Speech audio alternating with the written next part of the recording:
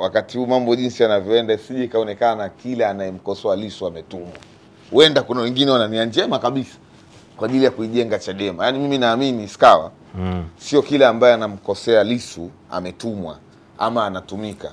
Lakini pengine wanahukumiwa na mazingira ya nyakati, jinsi ambavyo mambo yanaenda, siasa za nchi jinsi zilivyo, hususan za upinzani.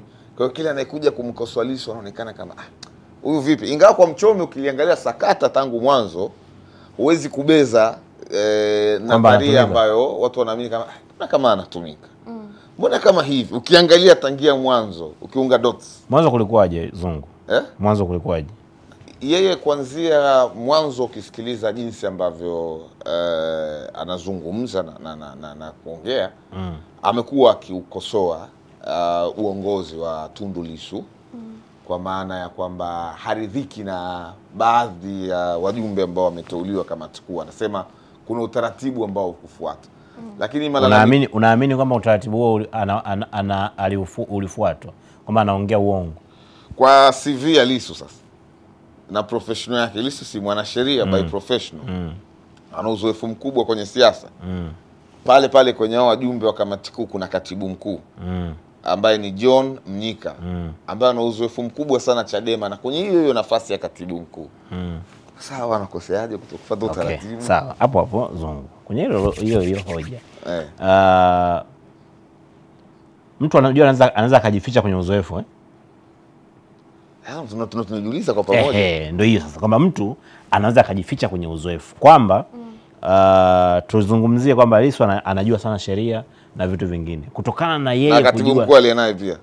Na katibu mkuu alienaye na katibu mkuu yupo kwenye chama John Mnyika. Kutokana na namna ambavyo uhalisia upo kwamba huyu mtu anajua sana sheria, anaweza kuipindisha kwa minajili ya kwamba kwa nini aone Mchome mwenyewe kwamba Chadema kwa idadi ya wanachama wote ambao wanao ambao baadhi yao pia wana professional ya sheria, kwa nini makosa ya Lissu katika nafasi hiyo ya uteuzi ayaone Mchome peke yake? Maslahi. Na wasione watu wengine. Ni kwa sababu ya maslahi. Yaani Mchome peke yake Chadema ndio kaliona, ile mwingine yote aliona. Yaani vile anamfuatilia sana. No. Ni kwa sababu ya maslahi.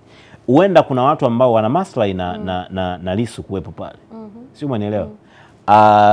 Kutokana na kile ambacho kimefanyika. Kile ambacho kilifanyika kwenye huo mkutano. Sio, umenielewa vizuri? Maslahi yapo. Kwa mfano, Mchome kuna watu ambao wamewataja kwamba waliingia kwenye ule mkutano kupiga kura na hawakuwa watu ambao wanatakiwa kuingia na mkutano. Mmoja tuliongea naye hapa kwa njia ya simu. Na wakumbusha tu. Tuliongea naye hapa, huyo mmoja wapo ambaye alimtaja Mchome. Tuliongea naye hapa kwa njia ya simu na aligoma kuthibitisha hilo. Alisema sasa hivi focus yao ni no reform, no election.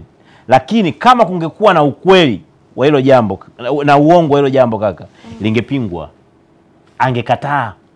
Angesema mimi sikuingia kupiga kura. Lakini tuliongea naye hapa, alishindwa kulijibu hilo jambo kwa hoja.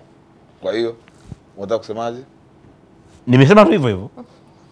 Kwamba alishindwa kulijibu hilo jambo kwa hoja. Kwamba Mchome kakutaja. Mchome ana hoja. Mchome ana hoja. Nataka kusema kwamba Mchome ana hoja.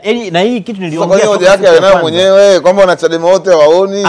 Au wengine wataka kusema tu. Zungu. Kwamba wana changamoto, haimaanishi kwamba mko watu 10. 9 wamepita njia ya kushoto ambao wampotea.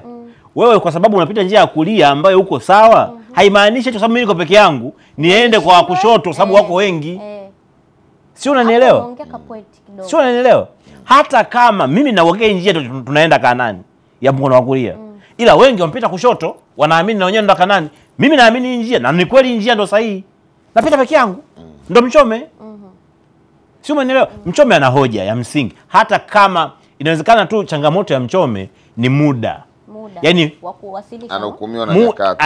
Yaani kile ambacho kinamhukumu Mchome sasa hivi ni anazungumza wakati gani. Anaongea sasa hivi wakati Chadema inagawanyika.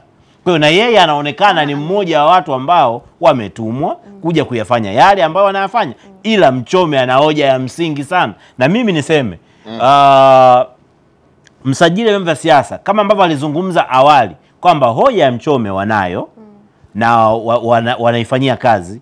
Mchome karudi tena, na mimi natamani msema vyama vya siasa aseme, azungumze, kwa sababu kama jambo limeshamfikia na amekubali limemfikia na analipitia kuangalia kilichofanyika kwa ushahidi ambao Mchome anao, kunayo haja ya hili jambo kuliweka sawa. Yaani tusizungumzie kwamba Chadema baadhi ya wanachama wanatumwa, kwa sababu ndo kisingizio kikubwa sasa hivi. Yaani sasa hivi ndo kisingizio kikubwa kama Chadema watu ambao watawakosoa watu wa aina yoyote ile wametumwa. Umemsikia jana Brenda anazungumza kwamba vijana wa Lumumba ndo ambao wamechora ile barua. Si umeelewa vizuri? Wameandika ile barua. Mimi sina shida nayo, ya huenda kweli. Lakini kwa nini? Kuna shida gani? Kwa nini yeye? Kwa nini yeye Mrema ndio jambo hilo limkute? Kwa nini Mrema na kwa nini wakati huu? Na kwa nini wakati huu? Na ukikumbuka wakati wa uchaguzi, unafahamu Mrema alikuwa na nafasi gani kwenye uchaguzi, Shekhe? Unajua vizuri kwenye kipindi cha uchaguzi Mrema alikuwa na nafasi gani? Unajua kinachotia pia kingine wasiwasi Skawa Chadema ni kama mazoea ama niseme utamaduni. Utamaduni wa Chadema kabla ya uchaguzi wa kupata viongozi wapya uliofanyika Januari mwaka huu.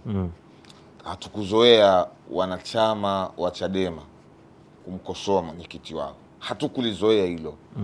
Wakati ambapo Freeman ni mwenyekiti wa Chadema tangu miaka hiyo mpaka ambapo amekoma nafasi yake ya mwenyekiti.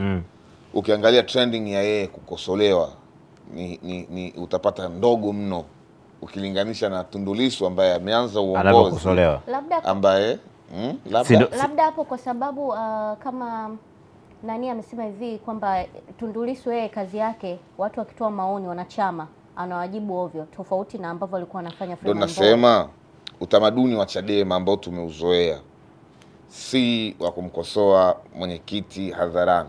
Kwa mfano mwenyekiti aliyepita ambaye ni Freeman Boy, hakuna trending kubwa sana ya wanachama kumkosoa hadharani kama ambavyo Lissu anakosolewa hadharani. Kuna mawili Zungu.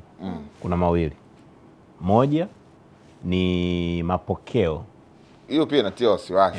Sawa, mimi nakwenda kama ni demokrasia lakini why sawa. Moja ni mapokeo. Kiongozi ambaye mkona, unajua mpaka mtu anaenda kuitafuta nguvu ya umma, manake mazungumzo imeshindikana, si ndio?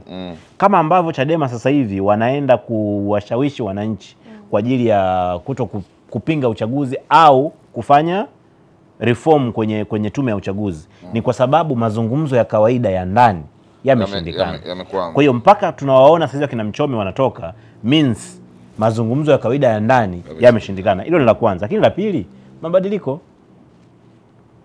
Kama ambavyo Lissu na kabineti yake ilivyopambana kuhusu mabadiliko, na kwenye kampeni wakazungumza kwamba ni muda sasa wa kufanya mabadiliko kutokana na namna ambavyo tumeishi na mwenyekiti huyu na vile, sasa hivi ni muda wa kufanya mabadiliko. Ndio mabadiliko hayo wakubali sasa kwamba mabadiliko mengine ambayo yanatokea ni ya kumsema mwenyekiti akikosea. Ndio mabadiliko. Sio, umeelewa? Unamvaa mwenyekiti akikosea wakati ambapo mabadiliko chama kipo kwenye agenda nyingine. Ndo mabadiliko. Alafu ngoja niambie kitu kimoja. Mchome mnashinda tu kufikiria. Mchome au mmesahau, Mchome ameanza ili sakata before no reform no election, haijaanza mchakato mikoani. Mchome ndo yani baada ya uchaguzi Mchome alisimama pale baada ya uchaguzi akaanza na hili jambo. Kwa hiyo tukizungumza kwamba Mchome anaingilia agenda, anataka kuififisha agenda kuhusiana na hili jambo, hapana. Mimi nadhani Mchome alikuwa anajua agenda ambayo inafuata ya Chadema. Inawezekana. Tufanye inawezekana. Tufanye inawezekana. Alikuwa anafahamu agenda ambayo inafuata. Tufanye inawezekana. Kwamba chama kinaenda kwenye agenda hii kwa sababu ya nyakati. Sawa, sahihi. Lakini ana hoja. Yani hata kama ameingia sio yani msafara wa rais gari imeingia katikati, tutambana tu askari. Lakini Mchome anaendelea kufunguka. Anaongea ukweli na bado anaendelea kufunguka. Morning Bantu.